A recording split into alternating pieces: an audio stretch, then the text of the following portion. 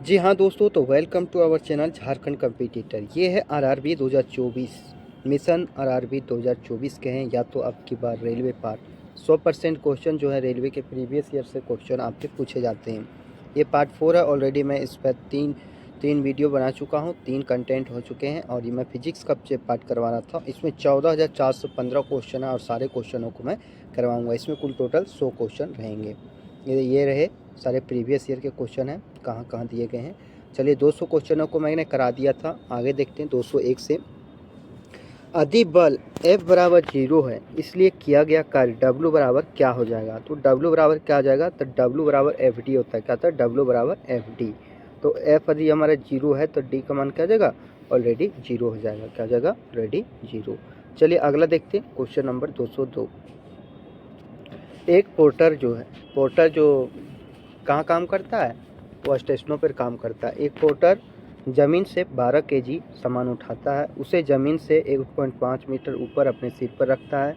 सामान पर उसके द्वारा किए गए कार्य की गणना करें। तो W बराबर क्या होता है, mgh।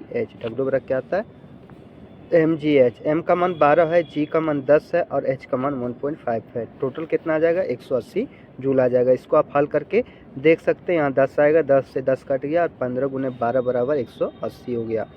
चलिए आगे क्वेश्चन है, क्वेश्चन नंबर 203।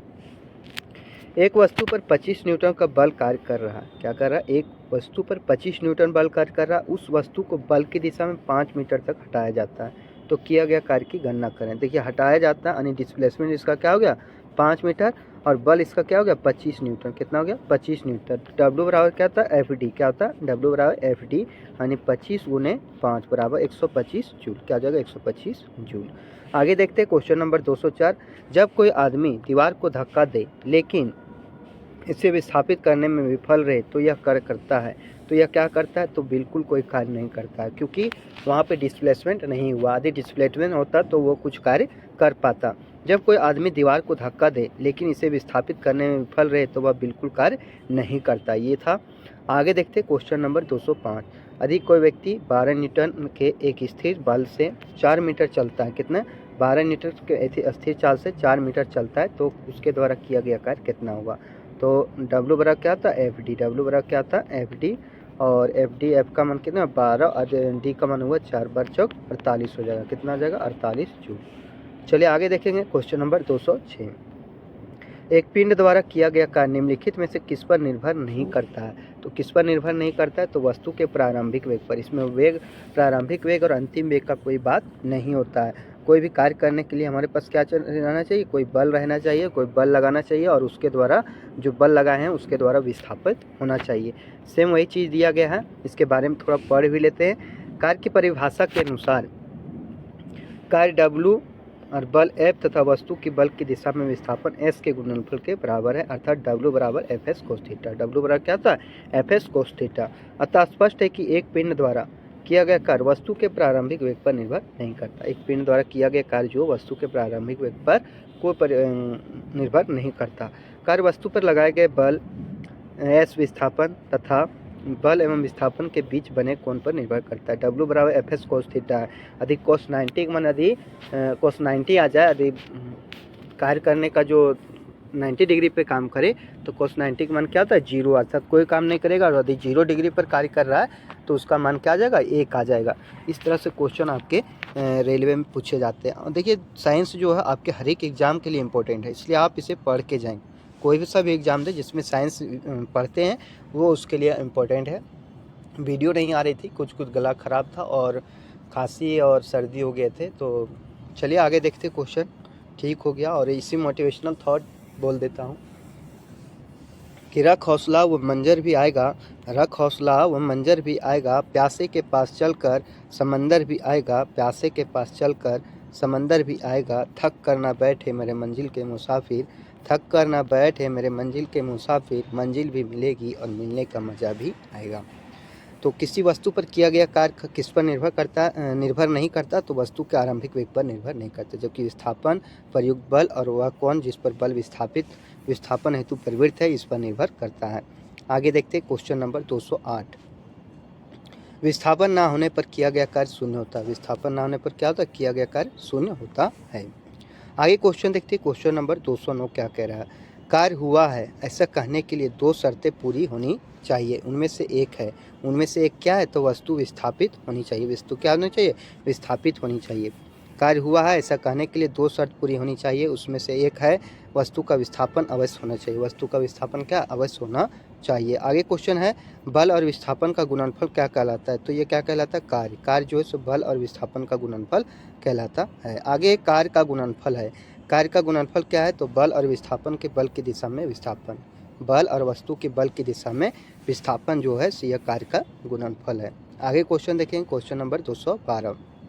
क्वेश्चन नंबर 212 है, कार्य किस पर निर्भर नहीं करता है, तो कार्य जो है किस पर, संवेग पर निर्भर नहीं करता है। किसी वस्तु पर किया गया कार्य वस्तु के संवेग पर निर्भर नहीं करता। ये किस पर कार्य निर्भर करता है, तो बल पर, विस्थापन पर और बनाए गए कोण पर निर्भर करता है। बल और विस्थापन के बीच बने कोण पर निर्भर करता है। आगे यदि किसी वस्तु पर लागू एक स्थिर बल और बल की दिशा में वस्तु द्वारा स्थानांतरित बल, बल और दूरी के परिणाम के रूप में दर्शाया जाता है, तो इसे क्या कहा जाता है, तो किया गया कार्य कहा जाता है। क्या कहते हैं, किया गया कार्य कहते हैं। यदि किसी वस्तु पर लागू एक स्थिर बल, बल की दिशा में वस्तु द्वारा स्थानांतरित बल और दूरी के परिणाम के रूप में दर्शाया जाता है, तो इसे क्या करते हैं, तो इसे कार्य कहा जाता है। इसे क्या कहा जाता है, कार्य कहा जाता है। आगे क्वेश्चन देखेंगे, क्वेश्चन नंबर 214।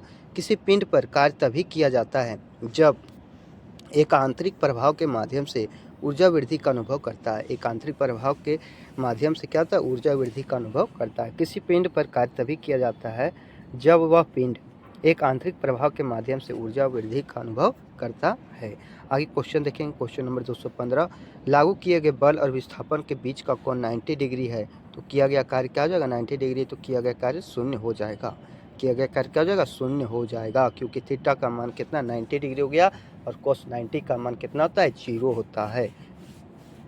आगे क्वेश्चन देखेंगे, क्वेश्चन है 216 नंबर। जब बल और विस्थापन के बीच 90 डिग्री का कोण है तो किया गया कार्य क्या हो जाएगा, शून्य हो जाएगा। सेम क्वेश्चन है और इसको देखिए अलग अलग शिफ्टों में पूछा गया है। 10-12 को पूछा गया और ये 5-11 को पूछा गया है। आगे किसी वस्तु द्वारा किया गया कार्य करने वस्तु द्वारा कार्य करने की क्षमता या किसी वस्तु में निहित ऊर्जा पर निर्भर करती है, तो किस पर निर्भर करती है, कार्य करने वाली वस्तु की स्थिति और अवस्था पर। कार्य करने वाली वस्तु की स्थिति और अवस्था पर निर्भर करती है।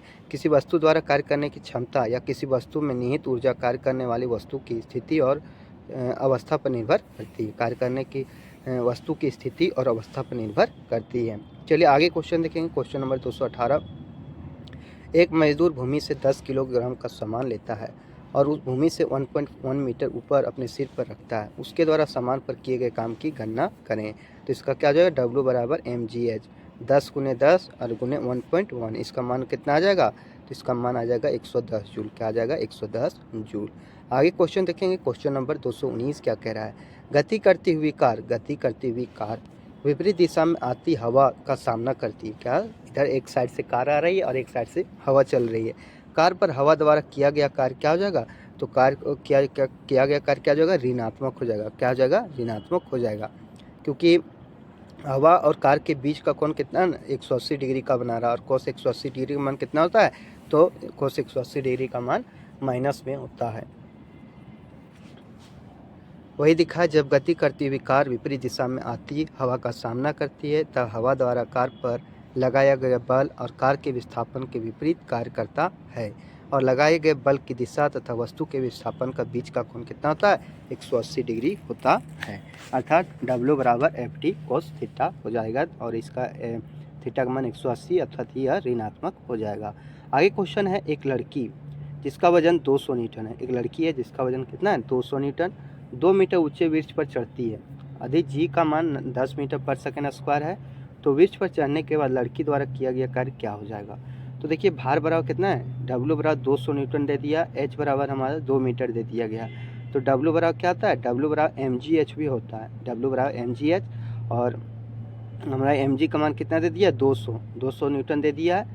F बराबर ma होता है, तो ये 200 न्यूटन हो गया और H का मान कितना दिया, 2 अर्थात 400 जूल हो जाएगा। कितना हो जाएगा, 400 जूल। आगे क्वेश्चन देखें, क्वेश्चन नंबर 221। आगे है, यदि कोई कार 500 न्यूटन बल के साथ 15 किलोमीटर की दूरी की यात्रा तय करती है तो किए गए कार्य की गणना करें। तो सबसे पहले F का मान हमें कितना दिया 500 न्यूटन और विस्थापन जो कितना 15 किलोमीटर, तो इसको मीटर में बदलने के लिए 1000 से गुना करेंगे तो कितना होगा 15,000। अब W बराबर क्या था बल गुने विस्थापन, तो 500 गुने 15,000 बराबर 7,75,00,000 जूल हो जाएगा। कितना आ जाएगा 75,00,000 जूल। आगे देखते हैं क्वेश्चन नंबर 222 क्या कह रहा है। क्वेश्चन नंबर 222 देखते हैं। 10 न्यूटन का एक क्षैतिज बल है।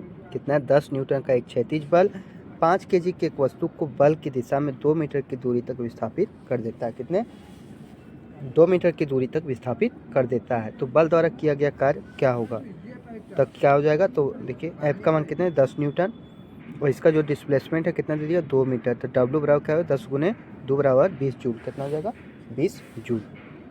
आगे देखेंगे इसके बारे में और क्वेश्चन है। जब बल की दिशा में 10 मीटर की दूरी पर 10 न्यूटन के बल के तहत विस्थापित वस्तु स्थानांतरित होती है तो कार्य की मात्रा क्या होती है। तो कार्य की मात्रा क्या आ जाएगी, तो W बराबर क्या होता है बल गुने विस्थापन। ये आप याद रखिए W बराबर क्या होता है कार्य बराबर बल गुने विस्थापन। 10 गुने 10 बराबर 100 जूल। कितना आ जाएगा इसका आंसर 100 जूल इसका आंसर हो जाएगा। आगे क्वेश्चन देखेंगे क्वेश्चन नंबर 224। 50 न्यूटन का एक बल वस्तु को 10 मीटर तक विस्थापित कर देता है। कितने 50 न्यूटन का एक बल है और 10 मीटर तक विस्थापित कर देता है तो बल द्वारा किया गया कार्य होगा। तो बल द्वारा किया गया कार्य क्या हो जाएगा, तो W बराबर क्या होता है Fs cos थीटा Fs, या तो W बराबर बल गुने विस्थापन। तो बल का मान 50 है और विस्थापन का मान 10, 50 गुने 10 बराबर 500 जूल। आगे क्वेश्चन देखेंगे क्वेश्चन नंबर 225। किसी वस्तु पर बल लगाने पर यदि वह गतिशील नहीं होती है तो इसे कहा जा सकता है कोई कार्य नहीं हुआ। इसे क्या कहेंगे, कोई कार्य नहीं हुआ। किसी वस्तु पर बल लगाने से अगर वह गतिशील नहीं हुई है तो क्या किया गया कार्य शून्य होगा। किया गया कार्य क्या होगा, शून्य होगा। यदि विस्थापन शून्य है तो किसी वस्तु पर किया गया कार्य भी शून्य होगा। यदि विस्थापन भी शून्य है तो किसी वस्तु पर किया गया कार्य भी शून्य होगा। जैसे यदि कोई व्यक्ति किसी दीवार को धक्का दे और यह दीवार स्थिर रहती है तो कि उस पर किया गया कार्य शून्य होगा। उस पर किया गया कार्य क्या हो जाएगा, शून्य हो जाएगा। आगे क्वेश्चन देखते हैं क्वेश्चन नंबर 226। यदि वस्तु का विस्थापन शून्य हो तो बल द्वारा वस्तु पर किया गया कार्य होगा। तो विस्थापन शून्य होगा तो कार्य भी शून्य हो जाएगा। आगे क्वेश्चन है क्वेश्चन नंबर 227। निम्न में से कार्य का एक गुण नहीं है। कार्य का एक गुण कौन सा नहीं है, तो कार्य की दिशा होती है। कार्य की कोई दिशा नहीं होती। कार्य क्या एक अदिश राशि है, अर्थात अदिश राशि में परिमाण होता है किंतु दिशा नहीं। परिमाण तो होता है कितने जूल है इतने हैं, लेकिन इसकी कोई दिशा नहीं होती है। आगे क्वेश्चन है एक बक्सा 4000 न्यूटन के स्थिर बल से चलती है। 4000 न्यूटन के स्थिर बल से चलती है और बस द्वारा किया गया कार्य 2000 जूल है। तो बस द्वारा किया गया तय की गई दूरी क्या हो जाएगी, तो W बराबर क्या आता है बल गुने विस्थापन, यानी कार्य बराबर बल गुने विस्थापन। तो विस्थापन बराबर क्या हो जाएगा कार्य बट्टे बल, तो 2000 बट्टे 4000 अर्थात 0.5 मीटर इसका क्या हो जाएगा विस्थापन हो जाएगा।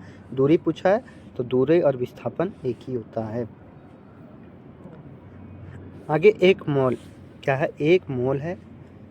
कोई व्यक्ति 50 न्यूटन के बल से एक ट्रॉली को खींचता है। ट्रॉली होती है उसे खींचता है 50 न्यूटन बल के साथ, जिसमें ट्रॉली में 30 मीटर विस्थापित होती है। ट्रॉली कितने 30 मीटर तक विस्थापित हो जाती है, नहीं 30 मीटर तक जाती है। तो किए गए कार्य की गणना करें, तो किए गए कार्य की गणना हो जाएगी। तो बल बराबर कितना दे दिया 50 न्यूटन, विस्थापन 30 मीटर की है तो W बराबर क्या हो जाएगा FD हो जाएगा, यानी बल गुने विस्थापन। तो 50 गुने 30 बराबर 1500 जूल। कितना हो जाएगा 1500 जूल। आगे देखेंगे क्वेश्चन नंबर 230 क्या कह रहा है। एक कुली है, क्या एक कुली भूमि से 20 केजी का सामान उठाता है। कितने 20 केजी का सामान उठाता है और उसे भूमि से 2 मीटर अपने ऊपर अपने सिर पर रखता है। उसके द्वारा किया गया कार्य की गणना करें। तो कितना 20 मीटर का उठा रहा और 2 मीटर तक उठा रहा और M इसका कितना है 20 केजी और इसका जो G का मान है 10 मीटर लेने का बोला है। तो इसका आंसर क्या हो जाएगा 400 जूल, अर्थात ऑप्शन नंबर बी हो जाएगा सही। आगे क्वेश्चन है क्वेश्चन नंबर 231। एक कुली है 30 केजी के सामान को ज़मीन से 1.5 मीटर ऊपर उठाकर अपने सिर पर रखता है। उसके द्वारा किए गए कार्य की गणना करें। तो 30 केजी है और कितने 10 मीटर, ये बड़ा जी का मान क्या दे दिया 10, छोटा जी का मान, और 1.5 मीटर उठा के रखता है। तो mgh, W बराबर क्या था mgh, m का मान 13 है और g का मान 10 है और इसका है 1.5। इसका सेम क्वेश्चन पूछा गया, ये रिपीटेड क्वेश्चन है, तो 195 इसका आंसर आ गया। आगे है एक लड़का, क्या एक लड़का 4 kg के स्कूल बैग को 30 सेकंड तक पकड़ता है, उसके द्वारा किए गए कार्य की मात्रा ज्ञात करें। तो लड़का जो है, इसका जो मान हो जाएगा क्या होगा, शून्य हो जाएगा। क्यों होगा इसके बारे में थोड़ा बता देते हैं। लड़का 4 kg का स्कूल बैग 30 सेकंड तक पकड़ता है, तो भार द्वारा नीचे की ओर लगने वाला बल mg बराबर 40 न्यूटन तो हो गया, हमारा क्या है 40 न्यूटन हो गया। और इसी बल को लड़का 30 सेकंड तक पकड़ता है, 40 न्यूटन का जो बल है उसे 30 सेकंड तक पकड़ता है। W बराबर जो कार्य बराबर होता है वो हमारा क्या होता है, बल गुने विस्थापन। क्या होता है, बल गुने विस्थापन। चूँकि नीचे की ओर लगने वाले बल के कारण विस्थापन क्या हो गया, शून्य हो गया। बल पकड़ के रखता है तो नीचे जो बल लगा रहा है गुरुत्वीय बल, वो क्या हो जाएगा, हमारा शून्य हो जाएगा। तो किया गया कार्य क्या हो जाएगा, शून्य हो जाएगा। आगे क्वेश्चन है क्वेश्चन नंबर 233। कार्य तभी हो सकता है जब ऊर्जा हो। कार्य तब हो सकता है जब ऊर्जा हो, बिना ऊर्जा के क्या कार्य हो पाएगा, नहीं हो पाएगा। कार्य तभी हो सकता है जब ऊर्जा हो। भौतिकी में कार्य होना तब माना जाता है जब किसी वस्तु पर कोई बल लगाने से वह वस्तु बल की दिशा में विस्थापित हो। कार्य भौतिक की सबसे महत्वपूर्ण राशियों में से एक है। कार्य जो उसका भौतिक राशियों में से एक है। कार्य करने की दर को शक्ति कहते हैं। आज कार्य करने या कराने से वस्तु की ऊर्जा में परिवर्तन होता है। तो ये था हमारा क्वेश्चन और एक मोटिवेशनल थॉट है कि इस दुनिया में असंभव कुछ भी नहीं, इस दुनिया में असंभव कुछ भी नहीं। हम वो सब कर सकते हैं जो हम सोच सकते हैं, वो सब कुछ हम कर सकते हैं जो हम सोचते हैं, और वो सब सोच सकते हैं जो आज तक हमने नहीं सोचा, और वो सब चीज़ सोच सकते हैं जो आज तक हमने नहीं सोचा है। तो ये मेरा मोटिवेशनल थॉट है। और इसी के साथ हम 234 नंबर क्वेश्चन देखेंगे। निम्नलिखित में से कौन सा एक कार्य का उदाहरण नहीं है। तो कार्य का उदाहरण नहीं, लड़के को कमरे में दीवार को धक्का देना। दीवार में धक्का तो दे रहा है, लेकिन क्या दीवार जो उसका विस्थापित नहीं हो रहा है, दीवार क्या विस्थापित नहीं हो रहा है। किसी वस्तु पर बल लगाकर वस्तु को बल की दिशा में विस्थापित करने को कार्य कहते हैं। क्या कह रहा है कि किसी वस्तु को पर बल लगाया जाए और उसका विस्थापन हो तो हम क्या कर सकते हैं कि कार्य, उसे कार्य कहते हैं। लड़के को कमरे में दीवार को धक्का देना कार्य नहीं माना जाएगा, क्योंकि यह दीवार में कोई विस्थापन नहीं हुआ, अर्थात किया गया कार्य शून्य हो जाएगा। अर्थात किया गया कार्य क्या हो जाएगा, शून्य हो जाएगा। आगे क्वेश्चन है क्वेश्चन नंबर 235 को देखते हैं। जब प्रयुक्त बल की दिशा और वस्तु के गतिशील होने की दिशा एक दूसरे के लंबवत हो।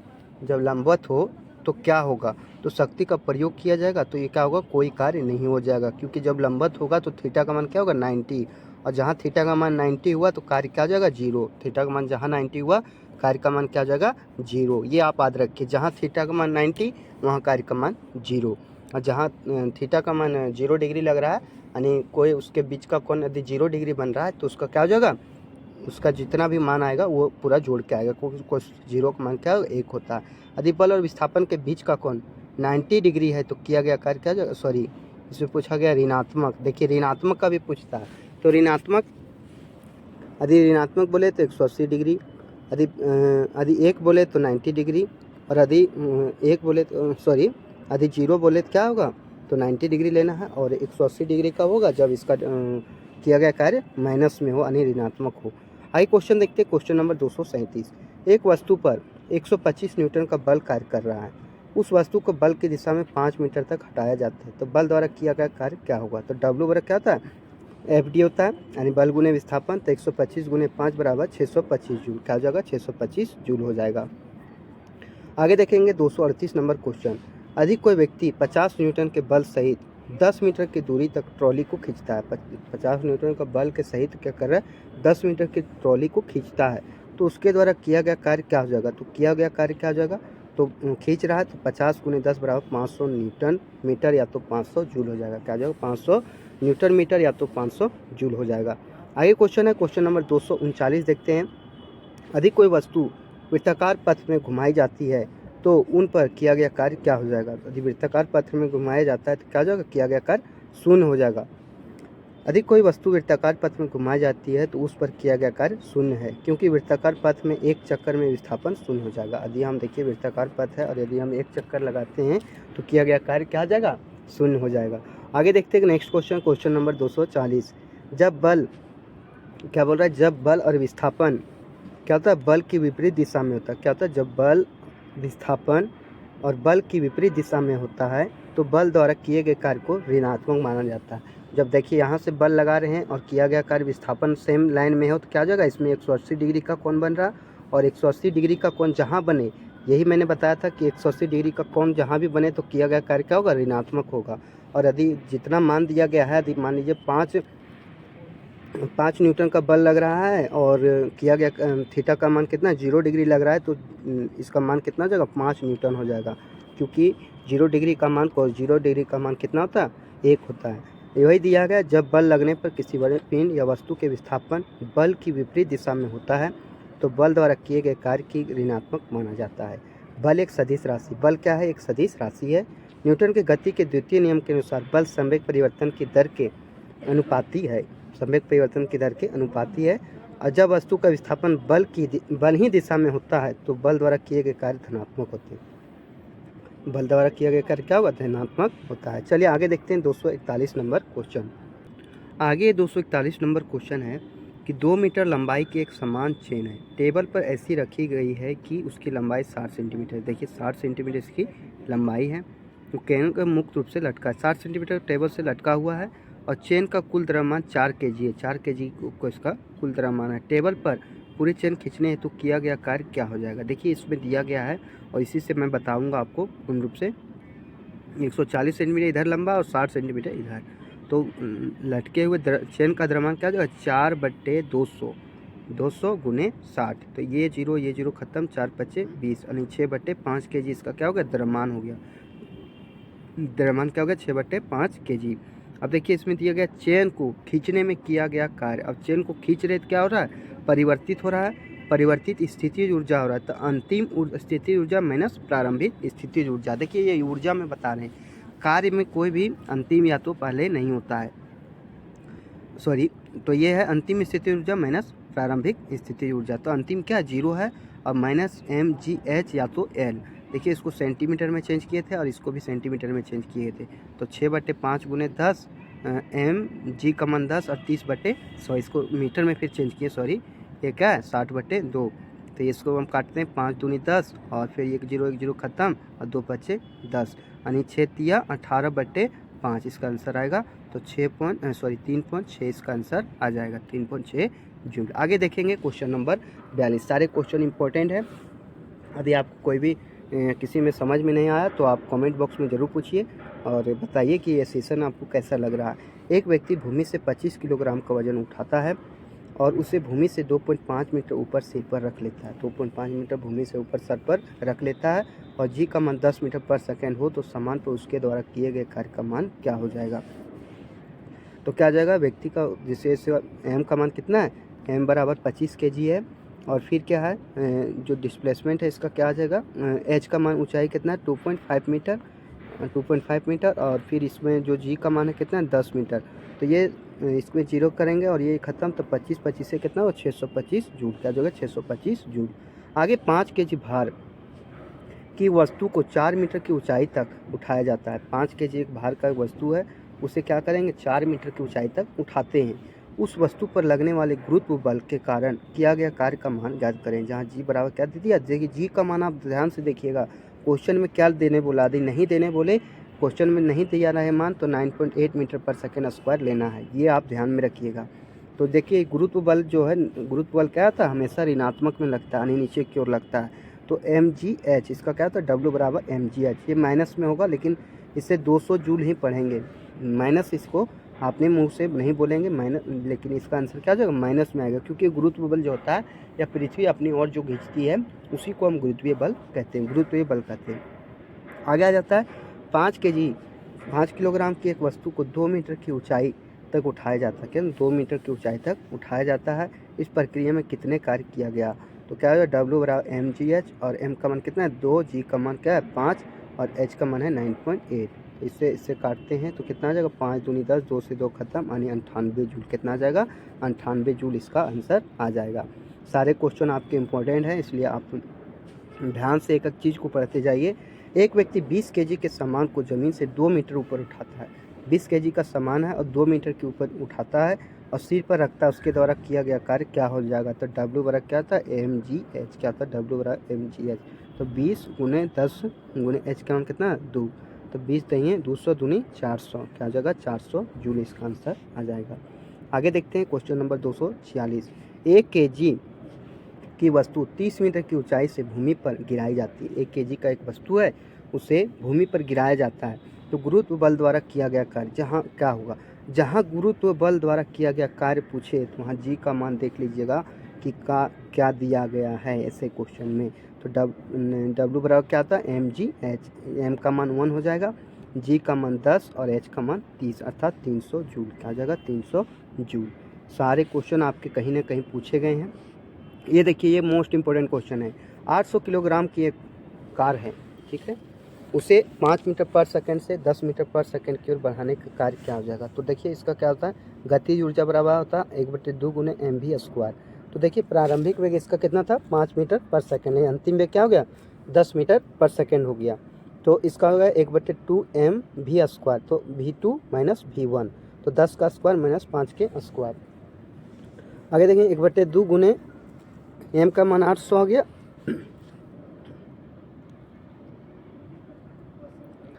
और देखिए यहाँ दिया गया है a² minus b², a² minus b² यानी a प्लस बी और a माइनस बी, यानी 10 प्लस 5 और 10 माइनस 5, तो 15 गुने 5 कितना होगा? 75, और 75 गुने 400, 75 गुने 400 बराबर 30,000 जूल इसका आंसर आ जाएगा। आता 30 किलो जूल, यानी 1 किलो जूल में 1 किलो जूल बराबर कितना हो जाएगा? 1000 जूल, इसलिए इसका मान क्या हो गया? 30,000 जूल। आगे देखेंगे क्वेश्चन नंबर 248 क्या कह रहा है। 20 केजी भार की एक वस्तु है, कितना? 20 केजी भार का एक वस्तु है, इसे 2 मीटर की ऊंचाई तक उठाया जाता है। 2 मीटर की ऊंचाई तक हमें उठाना है। उस वस्तु पर गुरुत्वाकर्षण बल द्वारा किया गया कार्य कितना होगा? बोला गुरुत्वाकर्षण बल द्वारा किया गया कार्य क्या होगा? तो m का मान 20 केजी है, h का मान 2 मीटर है, और गुरुत्वीय बल कितना होगा? 10 मीटर पर सेकेंड स्क्वायर। तो गुरुत्वाकर्षण बल द्वारा किया गया कार्य कितना हो जाएगा? 2 मीटर, 2 मीटर का कार्य कर रहा है, तो इसका क्या हो जाएगा? W बराबर mgh। 20 तय 200, 200 दूनी 400 जूल, क्या आ जाएगा? 400 जूल इसका आंसर आ जाएगा। सॉरी, ऑप्शन नंबर ये आ जाएगा 400 जूल। आगे देखेंगे क्वेश्चन नंबर 249। चलिए अब देखिए दोस्तों, शक्ति से आने वाले क्वेश्चनों को हम देखते हैं। जो शक्ति कार्य करने की दर कहलाती है, कार्य करने की दर क्या कहलाती है? शक्ति। और कार्य करने की क्षमता क्या कहलाती है? तो हमारी ऊर्जा कहलाती है। किसी निकाय द्वारा एकांक समय में किए गए कार्य को उसकी शक्ति या सामर्थ्य कहते हैं। एक एकांक समय में जो किया गया कार्य होता है उसी को शक्ति या सामर्थ्य कहते हैं। अर्थात कार्य करने या ऊर्जा स्थानांतरित करने की दर को शक्ति कहते हैं। इसका मात्रक जूल पर सेकेंड या वाट होता है। इसका मात्रक क्या था? जूल पर सेकेंड या वाट होता है। यह एक अदिश राशि है। जो शक्ति क्या है? कैसी राशि? अदिश राशि है। अधिक कोई कारक टी समय में W कार्य करता है तो कारक की शक्ति P बराबर क्या होगा? W/T। P बराबर क्या जाएगा? W/T होगा। और कार्य करने की दर क्या कहलाती है? तो शक्ति कहलाती है। और कार्य करने की क्षमता हमारी ऊर्जा कहलाती है। आगे क्वेश्चन है, क्वेश्चन नंबर 250 नंबर देखते हैं। शक्ति को किस रूप में व्याख्यात किया गया है? तो शक्ति को हम कार्य करने की दर अथवा ऊर्जा स्थानांतरण की दर के रूप में परिभाषित करते हैं। तो कार्य करने की दर या तो कार्य करने की ऊर्जा स्थानांतरित की दर जो है वो हमारी शक्ति कहलाती है। कार्य करने की दर या ऊर्जा स्थानांतरण की दर को कहते हैं शक्ति। क्या कहते हैं? शक्ति कहते हैं। आगे आ जाता है, यदि कोई कारक टी समय में W कार्य करता है, कितना W कार्य करता है, तो उसकी पावर क्या आ जाएगी? तो पावर बराबर क्या थी? W/T। पावर बराबर कार्य बटे समय। पावर बराबर क्या जाएगा? कार्य बटे समय। शक्ति जो है समय कार्य बटे समय है, तो W का अर्थ क्या है? तो W का अर्थ है वर्क। वर्क में क्या हो जाएगा? कार्य हो जाएगा। क्या हो जाएगा? कार्य हो जाएगा। आगे क्वेश्चन है 254। कार्य करने की गति कहलाती है। कार्य करने की गति क्या कहलाती है? शक्ति कहलाती है। कार्य करने की गति क्या कहलाती है? शक्ति कहलाती है।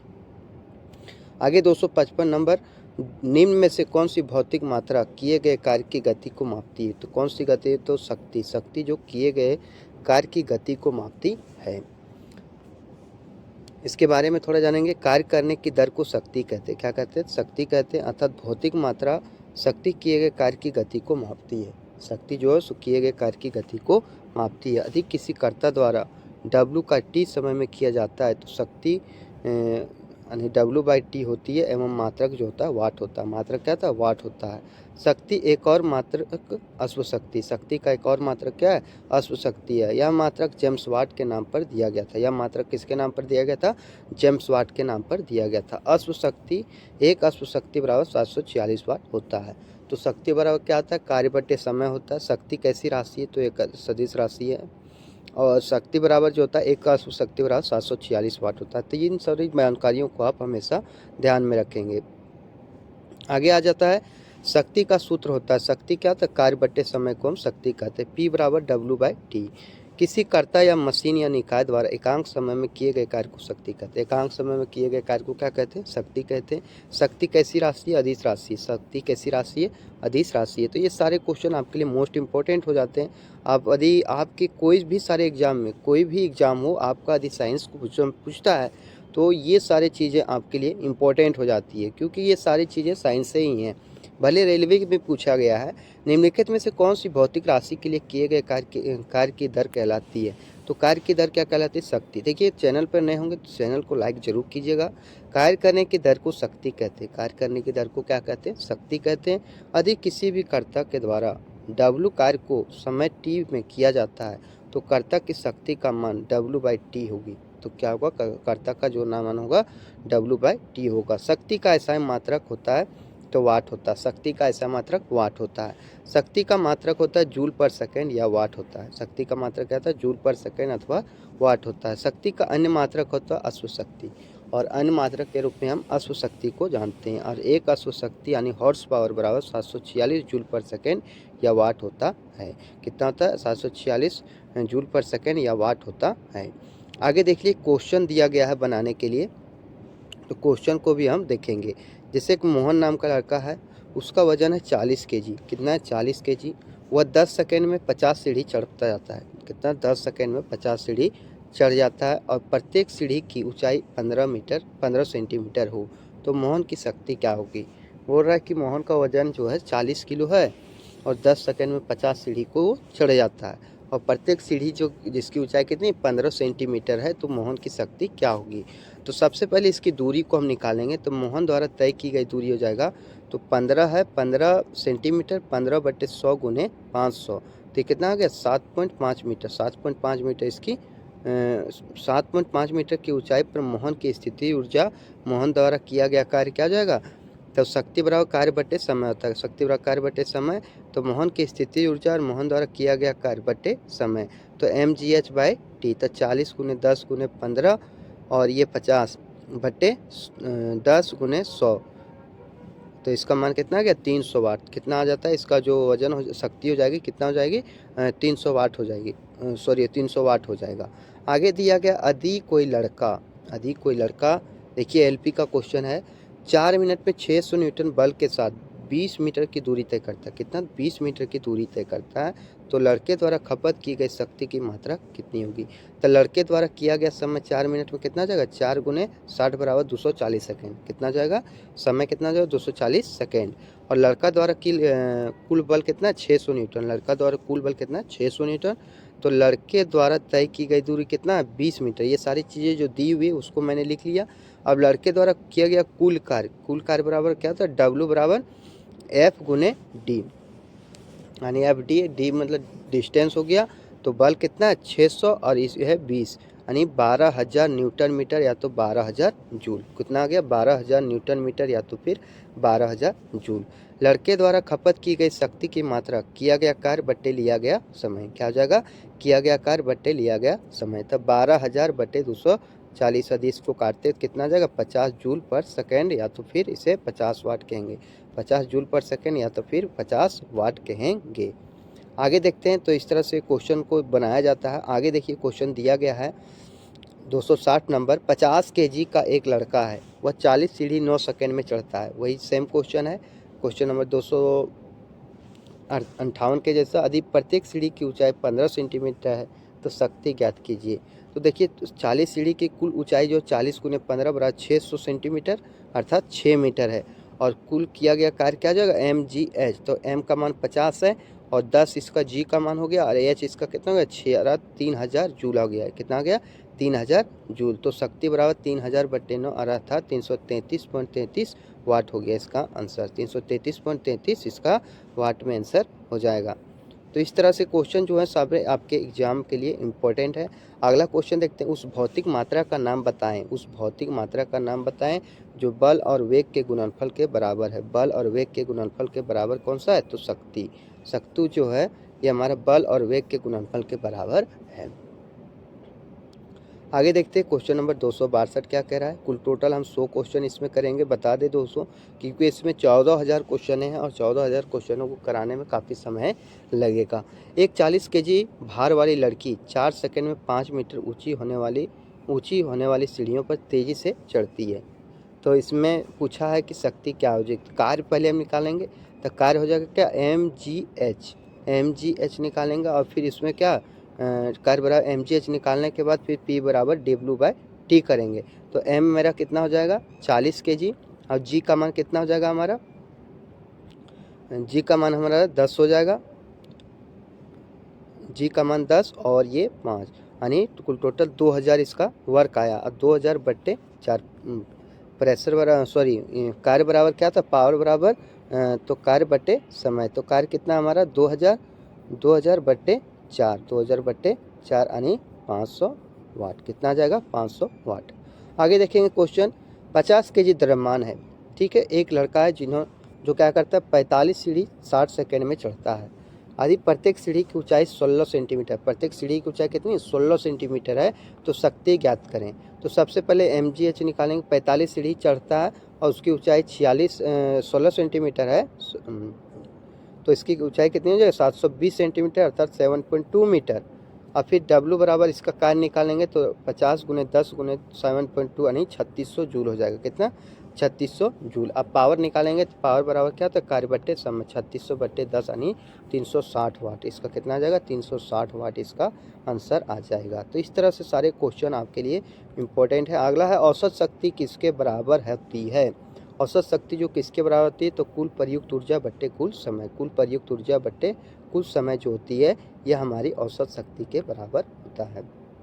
आगे है देखिए, सारे क्वेश्चन जो हैं आपके रेलवे में पूछे गए हैं। 50 केजी भार का एक लड़का जो है 40 सीढ़ी चढ़ता है 10 सेकंड में। यदि प्रत्येक सीढ़ी की ऊंचाई 15 सेंटीमीटर तो शक्ति ज्ञात करें। तो सबसे पहले 50 केजी का द्रव्यमान का एक लड़का है। जी का मान 10 मीटर पर सेकंड और समय भी 10 सेकंड है। कुल सीढ़ी 40 है और 15 सेंटीमीटर को मीटर में चेंज करेंगे तो कितना आ जाएगा? 0.15 मीटर। कुल ऊंचाई जो है कितना है? 40 × 0.15 यानी 6 मीटर। और लड़के की जो शक्ति आ जाएगी, पावर हो जाएगी, वो हो जाएगी mgh/t अर्थात 50 × 10 × 6/10 यानी 300 वाट होगी। कितनी हो जाएगी? 300 वाट। आगे देखेंगे क्वेश्चन नंबर 266। 50 केजी भार का एक लड़का है। कितना है? 50 केजी भार का एक लड़का है। वह 45 चरणों की सीढ़ियों 9 सेकंड में चढ़ता है। कितने? 45 चरणों की सीढ़ियाँ 9 सेकंड में चढ़ जाता है। यदि प्रत्येक चरण की ऊंचाई 15 सेंटीमीटर है तो उसकी शक्ति पता लगाइए। तो इसकी शक्ति कितना हो जाएगा? 375 वाट हो जाएगी। तो कैसे होगा? देखिए, लड़के का भार कितना दिया? 50 केजी और चढ़ी गई कुल ऊंचाई कितनी हो जाएगी? 45 सीढ़ी चढ़ता है 45 चरण में और 15 सेकेंड में ये 15 सेंटीमीटर का एक सीढ़ी है तो 657 सेंटीमीटर चढ़ा और इसे मीटर में करेंगे तो कितना? 6.75 मीटर आ जाएगा। और समय दिया 9 सेकेंड और गुरुत्वीय का मान कितना दिया? 10 मीटर पर सेकेंड स्क्वायर। तो सबसे पहले हम स्थितिज ऊर्जा को निकालेंगे तो कितना आ जाएगा? 3375 जूल। अब जो हो जाएगा तो पावर बराबर क्या हो जाएगा? तो वर्क बट्टे टाइम। तो वर्क कितना है? 3375 बट्टे 9। तो इसका मान कितना है? 375 वाट। कितना आएगा? 375 वाट। आगे देखते हैं, यदि 40 न्यूटन वाली कोई लड़की 160 वाट की शक्ति से 20 सेकंड तक रस्सी पर चढ़ती है तो वह कितनी ऊंचाई तक पहुंच जाएगी? इसमें अब h पूछ दिया है तो p बराबर एक और फार्मूला mgh/t। देखिए यहाँ p दे दिया हमारा 160 और m का मान कितना दे दिया? 40 और g का मान दिया 10 और h हमें निकालना और टाइम कितना है? 20। तो h का मान कितना आएगा? काटिएगा तो काटने के बाद हमारा h बराबर 8 मीटर आता है। आप देख भी लीजिएगा। और ये सारा PDF जो है हम अपने टेलीग्राम चैनल पर शेयर करते हैं। उसके जिस दिन शेयर करते हैं 8 बजे सुबह को और इसकी जो होती है सॉल्यूशन, उस मतलब जो सॉल्यूशन है इसका डिस्कशन मैं रात को 8 बजे करता हूँ। तो 2 दिन से वीडियो नहीं आया था, मैं आपको बता दूं, क्योंकि मेरी तबीयत कुछ ठीक नहीं थी। तो चलिए अगला क्वेश्चन है, ज़्यादा बकवास नहीं करेंगे। 50 केजी द्रव्यमान का एक लड़का है और 44 सीढ़ी 10 सेकंड में चढ़ जाता है। यदि प्रत्येक सीढ़ी की ऊंचाई 15 सेंटीमीटर है तो शक्ति ज्ञात करें। सेम क्वेश्चन है, P बराबर mgh/t। देखिए इसमें क्या पूछा गया था, तो शक्ति के बारे में पूछा गया था। तो P बराबर क्या जाएगा, mgh/t। m का मान कितना है 50, g का मान है 10 और h का मान है 44 गुने 15/100 और गुने 10, 330 वाट इसका आंसर आ जाएगा। कितना, 330 वाट। आगे क्वेश्चन देखेंगे, क्वेश्चन नंबर 269। यदि कोई एजेंट समय t W काम करता है तो उसकी पावर क्या आ जाएगी, पावर बराबर क्या आ जाएगा, W/T। क्या आ जाएगा, W/T। आगे क्वेश्चन देखते हैं, क्वेश्चन नंबर 270। 50 केजी द्रव्यमान का एक लड़का 10 सेकंड में 43 सीढ़ी चढ़ता है। कितना, 10 सेकंड में 43 सीढ़ी चढ़ता है। यदि प्रत्येक सीढ़ी की ऊंचाई 15 सेंटीमीटर है, यदि प्रत्येक सीढ़ी की ऊंचाई कितनी है, 15 सेंटीमीटर है, तो उसकी शक्ति ज्ञात कीजिए। तो लड़के का भार कितना आ जाएगा, 50 × 10 बराबर कितना, 500 न्यूटन हो जाएगा इसका। और 43 सीढ़ी की कुल ऊंचाई हो जाएगी h बराबर 43 × 15/100 यानी 6.45 मीटर। कितना, 6.45 मीटर। और समय जो हो जाएगा कितना, 10 सेकंड हो जाएगा। समय कितना हो जाएगा, 10 सेकंड। और g का मान 10 मीटर पर सेकंड हो जाएगा। P बराबर mgh/t।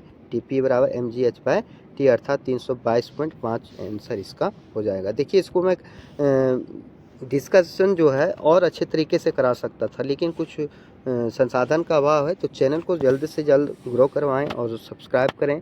एक अधिक शक्तिशाली इंजन कम समय से अधिक कार्य करता है, कम समय में अधिक कार्य कर सकता है, जैसा कि एक हवाई जहाज़ कार की तुलना में कम समय में अधिक दूरी तय कर सकता है। स्वाभाविक है, एक हवाई जहाज़ जो है कार की तुलना में अधिक दूरी तय कर सकता है, अतः हवाई जहाज़ कार से अधिक शक्तिशाली है। यह निम्न में से किसका उदाहरण है, तो यह किसका उदाहरण है, तो यह शक्ति का उदाहरण है। शक्ति के कारण हम किसी के इंजन की दक्षता को हम नाप सकते हैं कि वह कितने हॉर्स पावर का है।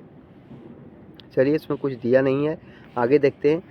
80 केजी की एक वस्तु है, उसे 40 मीटर की ऊंचाई के लगभग 50 सेकंड तक ऊपर उठाने हेतु आवश्यक औसत शक्ति क्या हो जाएगी। तो शक्ति बराबर क्या हो जाएगा, mgh/t। एक फार्मूला ये भी याद रखिए, 80 × 40, 10 × 5 = 50 और 5 × 8 = 40, 8 × 8 = 64 यानी 640 जूल सेकंड इसका आंसर हो जाएगा। निम्नलिखित में से कौन सा शक्ति का सूत्र सही है, तो किसको कौन है, तो इनमें से सभी। P बराबर V²/R, P बराबर VI, P बराबर I²R। ये सारे जो हैं ऑप्शन जो हैं हमारे सही हैं। अब आ जाता है ऊर्जा से आने वाले क्वेश्चनों को हम देखेंगे। ऊर्जा संरक्षण के सिद्धांत संबंध में कौन सा कथन सही है, तो यह है ऊर्जा का ना तो निर्माण किया जाता है ना ही इसको नष्ट किया जाता है। ऊर्जा संरक्षण के सिद्धांत, ऊर्जा संरक्षण के सिद्धांत, ऊर्जा ना तो उत्पन्न ही की जा सकती है ना ही नष्ट की जा सकती है, यह केवल एक रूप से दूसरे रूप में परिवर्तित की जा सकती है। एक रूप से क्या, दूसरे रूप में परिवर्तित की जा सकती है। ऊर्जा ना तो उत्पन्न की जा सकती है और ना ही नष्ट की जा सकती है, लेकिन इसे एक रूप से दूसरे रूप में परिवर्तित किया जा सकता है। इसे कहा जाता है ऊर्जा संरक्षण का सिद्धांत कहा जाता है, ऊर्जा संरक्षण का नियम कहा जाता है। आगे है 276 नंबर, अधिवायु प्रतिरोध को नगण्य माने, अधिवायु को प्रतिरोध को नगण्य माने तो मुक्त रूप से गिरते हुए पिंड की स्थितिज ऊर्जा और गतिज ऊर्जा का योग क्या हो जाएगा, तो गतिज ऊर्जा जो होगी और स्थितिज ऊर्जा होगी उसका मान हमारा अस्थिर हो जाएगा। इसके बारे में थोड़ा डिस्क्रिप्शन पढ़ लेते हैं। स्वतंत्र रूप से गिरते हुए किसी पिंड की स्थितिज ऊर्जा धीरे धीरे घटती, क्या होती है, धीरे धीरे घटती है। यह ऊर्जा संरक्षण के अनुसार ही कार्य करता है, क्योंकि जब वस्तु स्वतंत्र रूप से गिरती है तो उसकी स्थितिज ऊर्जा का रूपांतरण गतिज ऊर्जा में, जब कोई वस्तु जो अपनी स्थिति के अनुसार जब गिरती है तो वह क्या हो जाती है, गतिज अवस्था में आ जाती है और गतिज ऊर्जा के रूप में स्थानांतरित हो जाती है। किसी भी बिंदु पर गतिज ऊर्जा तथा स्थितिज ऊर्जा का योग स्थिर हो जाता है और किसी बिंदु पर क्या होता है, इसका मान जो हो जाता है वह बराबर हो जाता है। अगला क्वेश्चन देखते हैं 277 नंबर क्वेश्चन। अगर जब आप एक रबर बैंड खींचते हैं तो हस्तांतरित ऊर्जा स्थितिज ऊर्जा के रूप में संग्रहित हो जाता है। क्या होता है, रबर बैंड को खींचते हैं और उसके बाद छोड़ देते हैं तो क्या होता है, जब ऐसे जो स्प्रिंग रहती है वो फिर यहाँ आके समाहित हो जाती है, तो इस तरह यह इकट्ठा हो जाती है और ये स्थितिज ऊर्जा के रूप में संग्रहित हो जाती है। इसके बारे में दिया गया है, किसी वस्तु में उसकी विशेष अवस्था या स्थिति के रूप कार्य करने की क्षमता को स्थितिज ऊर्जा कहते हैं।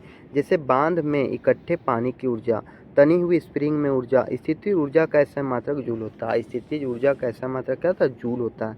अतः जब हम एक रबर बैंड खींचते हैं तो रबर बैंड की खींची हुई स्थिति के कारण इसमें यह हस्तांतरित ऊर्जा स्थितिज ऊर्जा के रूप में होती है। हस्तांतरित ऊर्जा किस रूप में होती है? तो स्थितिज ऊर्जा के रूप में होती है। तो ये सारे क्वेश्चन आपके लिए मोस्ट इंपॉर्टेंट है। खाली जगह के कणों गतिज ऊर्जा अधिकतम होती है। तो गैस के कणों की गतिज ऊर्जा जो होती है अधिकतम होती है। किसी वस्तु में गति के कारण उत्पन्न ऊर्जा को वस्तु की गतिज ऊर्जा कहते हैं। जो है गति के कारण जो उत्पन्न हुई ऊर्जा होती है उसी को हम गतिज ऊर्जा कहते हैं। किसी गतिशील वस्तु की गतिज ऊर्जा उस वस्तु द्वारा विराम अवस्था में आने तक किए गए कार्य के रूप में व्यक्त की जा सकती है। गैस के कणों की गतिज ऊर्जा अधिकतम होती है क्योंकि गैस के कण ठोस व द्रव के कणों की अपेक्षा अधिक गतिशील होते हैं। ठोस जो गैस होते हैं कण ठोस और द्रव के कणों की अपेक्षा अधिक गतिशील होते हैं। ठोस के कणों की गतिज ऊर्जा न्यूनतम होती है। ठोस के जो कण होते हैं उसकी गतिज ऊर्जा कम होती है गैस के गतिज ऊर्जा के अपेक्षा। तो ये क्वेश्चन जो है इंपॉर्टेंट क्वेश्चन है, ग्रुप डी में पूछा गया है। तो गैस की गतिज ऊर्जा क्या होती है? अधिकतम होती है। आगे क्वेश्चन है खाली जगह में कणों की गतिज ऊर्जा अधिकतम होती है। जैसा बताया था गैसों की गतिज ऊर्जा अधिकतम होती है। आगे है क्वेश्चन, एक घर में, ये जनरल क्वेश्चन है, एक घर में एक माह में 900 × 10⁻6 जूल ऊर्जा की खपत हुई। इकाई में यह ऊर्जा कितनी है? तो इकाई में यह ऊर्जा कितनी हो जाएगी? देखिए इसका होता है किलोवाट घंटा। क्या होता है? किलोवाट घंटा। तो 900 जूल खत्म हो रहा है, 900 × 10⁻6 जूल, और इसको हम भागा देंगे 3.6 × 10⁻6 जूल से। यदि हम इसको काटते हैं तो कितने बार में काटता है? 250 यूनिट की बिजली खपत हो जाएगी। कितनी हो जाएगी? कितनी ऊर्जा इकाई में ऊर्जा कितनी है? तो 250 यूनिट इसकी ऊर्जा है। आगे क्वेश्चन है क्वेश्चन नंबर 281। पवन चक्की पवन की किस ऊर्जा का उपयोग करती है? तब पवन चक्की जो गतिज ऊर्जा का उपयोग करती है। पवन चक्की जो किस ऊर्जा का उपयोग करती है? तो गतिज ऊर्जा की। पवन चक्की का वायु से गतिज ऊर्जा को लेकर उसे उपयोगी आंतरिक अथवा विद्युत ऊर्जा के रूप में परिवर्तित करना है। यह हवा के रैखिक गति को पंखों की घूर्णीय गति में बदल देती है। यह क्या करती है? हवा की रैखिक गति को पंखों की घूर्णीय गति में बदल देती है। और वर्तमान 2021 के आंकड़ों के अनुसार भारत की पवन बिजली उत्पादन क्षमता 39.2 मेगावाट है। और ये कहा गया है कि जो ये इसकी जो है उत्पादन क्षमता 39.2 गीगावाट तक पहुंच गई है। आगे क्वेश्चन देखते हैं क्वेश्चन नंबर 282। जब एक संपीड़ित स्प्रिंग को छोड़ा जाता है तो यह अपनी स्थितिज ऊर्जा को गतिज ऊर्जा में बदल देता है। जैसे ये स्प्रिंग हो गया, स्प्रिंग को यदि हम दबा दें और इसे छोड़ दें क्या एक गति के रूप में, फिर वो अपने अवस्था में आ जाता है। चलिए गतिज ऊर्जा और स्थितिज ऊर्जा के बारे में आज हम जानते हैं। जब किसी संपीड़ित स्प्रिंग को छोड़ा जाता है तो यह अपनी स्थितिज ऊर्जा को गतिज ऊर्जा में परिवर्तित कर देता है। ऊर्जा दो प्रकार के होते हैं, गतिज ऊर्जा और स्थितिज ऊर्जा। जब किसी वस्तु में उसकी गति के कारण कार्य करने की जो क्षमता आ जाती है तो उसे उस वस्तु का गतिज ऊर्जा कहते हैं। क्या बोल रहा है कि जो गति के कारण जो उसमें क्षमता आ जाती है उसी को हम गतिज ऊर्जा कहते हैं। जैसे यदि m kg द्रव्यमान के एक पिंड को v मीटर/सेकंड है तो गतिज ऊर्जा क्या हो जाएगी? 12 mv²। गतिज ऊर्जा का सूत्र ही यही होता है। आगे देखते हैं स्थितिज ऊर्जा।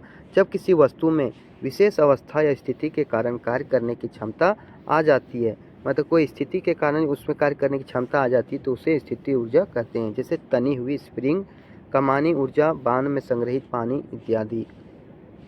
नोट, पिंड की आंतरिक ऊर्जा पिंड की गतिज ऊर्जा और स्थितिज ऊर्जा के बराबर है। पिंड की जो आंतरिक ऊर्जा है यह गतिज ऊर्जा और स्थितिज ऊर्जा के बराबर है। आगे क्वेश्चन देखेंगे, एक वस्तु की स्थितिज ऊर्जा में इसकी खाली जगह के साथ वृद्धि होती है तो ऊंचाई के साथ वृद्धि होती है। क्या आती है? ऊंचाई के साथ वृद्धि होती है। आगे क्वेश्चन है क्वेश्चन नंबर 284। निम्न में से कौन सी ऊर्जा किसी वस्तु की ऊंचाई के साथ बदलती है? तो स्थितिज ऊर्जा जो है यह इसकी वस्तु की ऊंचाई के साथ बदलती है। आगे क्वेश्चन देखेंगे क्वेश्चन नंबर 285। किसी वस्तु द्वारा अपनी स्थिति या आकार लेने की वजह से लगने वाले ऊर्जा को स्थितिज ऊर्जा कहते हैं। बोल रहा है किसी वस्तु द्वारा अपनी स्थिति या आकार लेने की वजह से लगने वाले ऊर्जा को स्थितिज ऊर्जा कहते हैं। बांध में संग्रहित पानी में कौन सी ऊर्जा होती है? तो ये होती है हमारी स्थितिज ऊर्जा। बांध में संग्रहित पानी कौन सी ऊर्जा होती है? तो ये स्थितिज ऊर्जा होती है। आगे क्वेश्चन है, एक गतिशील वस्तु अनिवार्य रूप से प्राप्त होती है, तो ये गतिज ऊर्जा प्राप्त होती है। गतिशील वस्तु में अनिवार्य रूप से क्या प्राप्त होती है? गतिज ऊर्जा। आगे क्वेश्चन है क्वेश्चन नंबर 288, एक कार उच्च गति से चल रही है, किस ऊर्जा से युक्त है? तो यह जो है गतिज ऊर्जा से युक्त है। 289, निम्नलिखित में से कौन सी ऊर्जा सदैव धनात्मक होती है? तो सदैव धनात्मक जो होती है वह गतिज ऊर्जा होती है। गतिज ऊर्जा जो होती है वह सदैव धनात्मक होती है। अगला क्वेश्चन, ऊर्जा का व्यावसायिक इकाई क्या है? तो ऊर्जा का व्यावसायिक इकाई है किलोवाट घंटा। क्या है? किलोवाट घंटा। किसी वस्तु के कार्य करने की क्षमता को ऊर्जा कहते हैं। सही बात है, यही बताया था कि कार्य करने की ऊर्जा को हम क्या कहते हैं? तो कार्य करने की क्षमता को हम ऊर्जा कहते हैं और कार्य करने की दर को हम शक्ति कहते हैं। इसका SI मात्रक जूल एवं CGS मात्रक कैलोरी होता है। यदि पूछा जाए कि कार्य की जो SI मात्रक होती है, ऊर्जा का SI मात्रक होता है जूल होता है और CGS मात्रक कैलोरी होता है। यह क्या अदिश राशि है, जबकि ऊर्जा की व्यावसायिक इकाई किलोवाट घंटा है। ऊर्जा की व्यावसायिक इकाई क्या है? किलोवाट घंटा। आगे है, वाट या किलोवाट बिजली व्यय की दर की प्रतिनिधित्व करती है। वाट और किलोवाट जो बिजली की व्यय को यानी बिजली की खपत की दर को प्रतिनिधित्व करती है। आगे आ जाता है न्यूमेरिकल, फिर देखते हैं।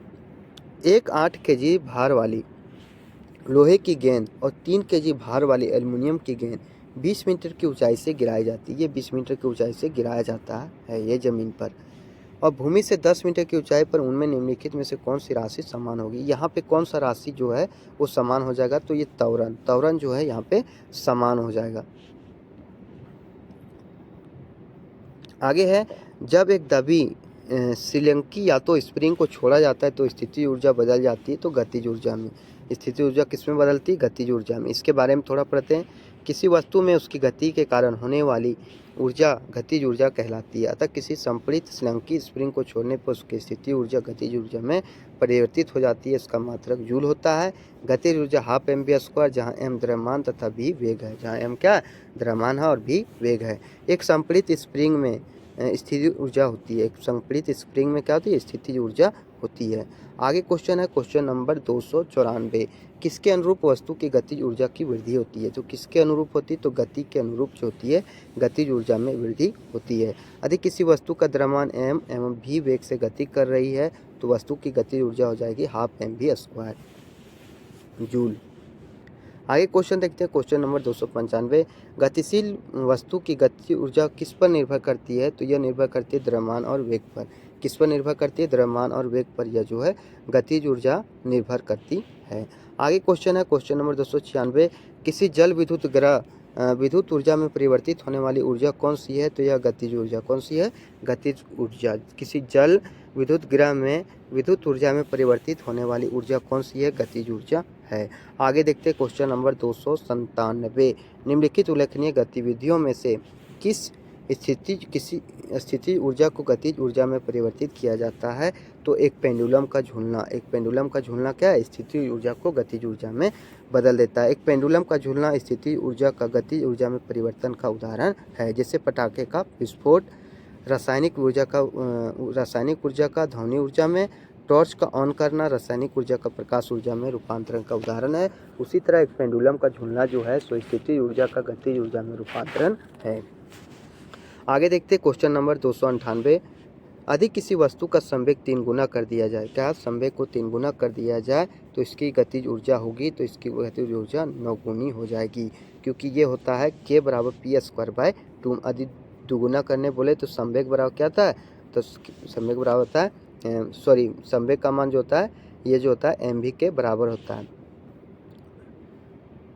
आगे है, ऊपर उठाए गए हथौड़े के पास क्या होती है? तो ऊपर उठाए गए हथौड़े के पास स्थितिज ऊर्जा होती है।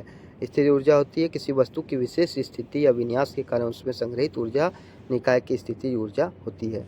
आंतरिक ऊर्जा गतिज ऊर्जा और स्थितिज ऊर्जा का संयोजन है। आंतरिक ऊर्जा जो गतिज ऊर्जा और स्थितिज ऊर्जा का संयोजन है। तो ये थे हमारे 300 क्वेश्चन, और ये आप यदि तीसरा वीडियो ये चौथा पार्ट था, यदि तीसरा पार्ट आप नहीं देखें तो देख लीजिएगा। बहुत बहुत धन्यवाद आपको। और ये इसी तरह से यदि कंटेंट चाहते हैं तो हमारे चैनल को लाइक कीजिए, शेयर कीजिए और सब्सक्राइब जरूर कीजिए। झारखंड पुलिस का जो है बैच, झारखंड पुलिस के जो सेशन है वो जल्द ही स्टार्ट होंगे। ऑलरेडी मैं एक वीडियो अपलोड किया था हिंदी का, वो सेशन आपको कैसा लगा आप ज़रूर देखिएगा। कमेंट बॉक्स में मैं उसका लिंक पिन कर दूंगा। धन्यवाद। जय हिंद, जय भारत, जय झारखंड, जोहार झारखंड। और अपने से बड़े को सम्मान कीजिए और छोटे को प्यार दीजिए। बहुत बहुत धन्यवाद।